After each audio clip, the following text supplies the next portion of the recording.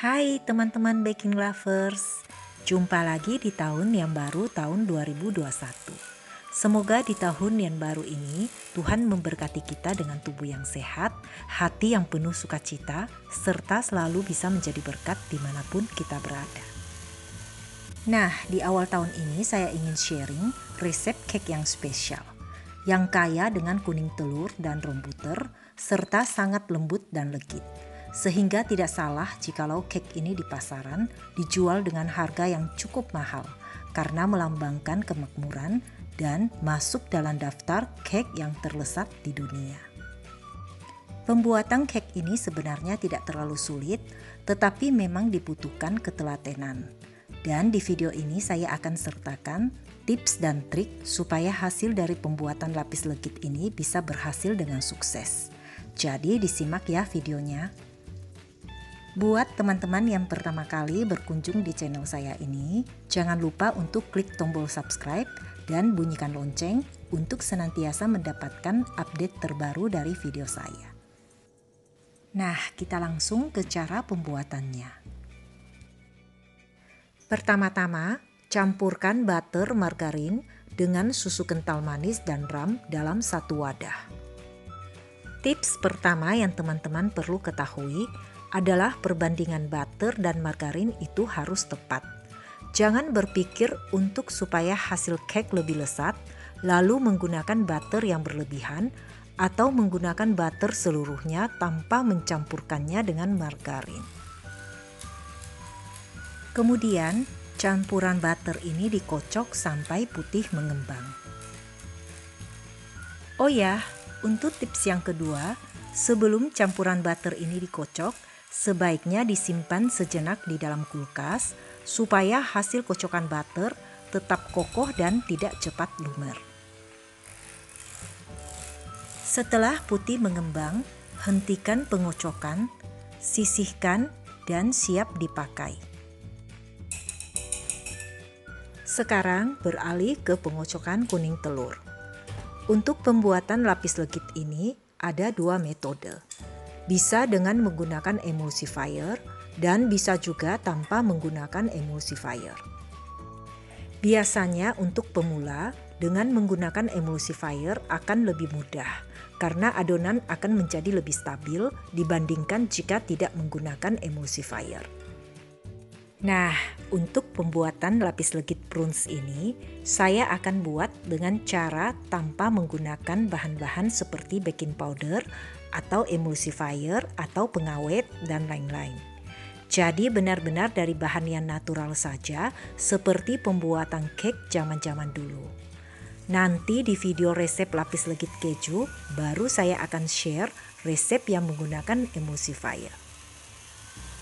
Nah, untuk kocokan yang tanpa menggunakan emulsifier, campurkan kuning telur dengan vanila dan gula halus, lalu kocok sampai putih mengembang, kurang lebih 12 menit dengan menggunakan kecepatan sedang untuk stand mixer. Sedangkan kalau teman-teman menggunakan hand mixer, gunakan kecepatan tinggi, kocok selama 15-17 menit. Setelah putih mengembang dan mengental, hentikan pengocokan. Lalu ambil sebagian kocokan telur ini dan campurkan ke adonan butter tadi. Aduk sampai tercampur rata. Tambahkan lagi sebagian adonan kocokan telur dan aduk lagi sampai tercampur rata dengan butter. Setelah tercampur rata, tuang masuk ke dalam adonan kocokan telur secara bertahap dan aduk dengan cara lipat bolak-balik sampai tercampur rata.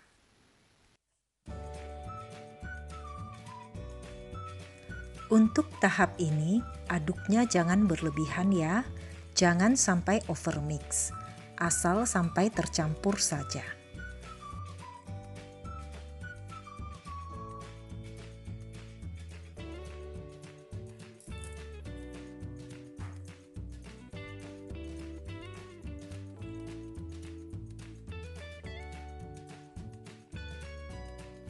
Setelah itu, Masukkan susu bubuk dan tepung terigu. Tepung dan susu bubuk diayak sebelum dimasukkan. Setelah itu, aduk seadanya saja, tidak perlu sampai tercampur rata, karena nanti di saat akan dipanggang, baru akan diaduk lagi. Jadi, tips yang ketiga, biarkan saja tepung-tepungnya masih terlihat sedikit, belum terlalu tercampur rata. Hindari overmix supaya adonan bertahan sampai akhir, tidak mencair.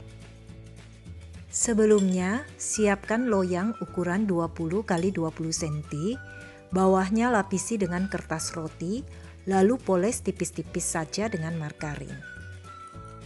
Ambil sebagian adonan, timbang dengan berat 110 gram.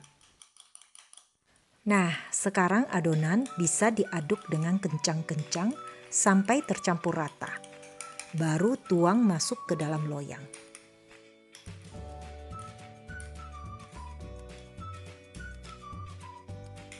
Gunakan sendok, dorong adonan ke 4 sudut loyang, lalu ratakan di seluruh permukaan dasar loyang. Setelah itu, masukkan ke dalam oven yang sebelumnya sudah dipanaskan terlebih dahulu. Untuk lapisan pertama, panggang adonan dengan api atas bawah selama 4 menit dengan suhu 160 derajat Celcius. Lalu matikan api bawah dan gunakan api atas, panggang selama 3 menit atau sampai berwarna coklat keemasan. Setelah itu, keluarkan dari oven, lalu poles butter di alat penekan cake, baru kemudian tekan secara perlahan di permukaan cake-nya. Untuk tips yang keempat, polesan butter di alat penekannya ini jangan kebanyakan, karena salah satu penyebab lapis legit berminyak di bagian lapisan bawah itu disebabkan karena hal ini. Karena itu, poles secukupnya saja dan tekan-tekan cake-nya juga jangan terlalu kuat, tapi perlahan saja tekannya. Kemudian, timbang lagi adonan seberat 110 gram, lalu aduk sampai tercampur rata.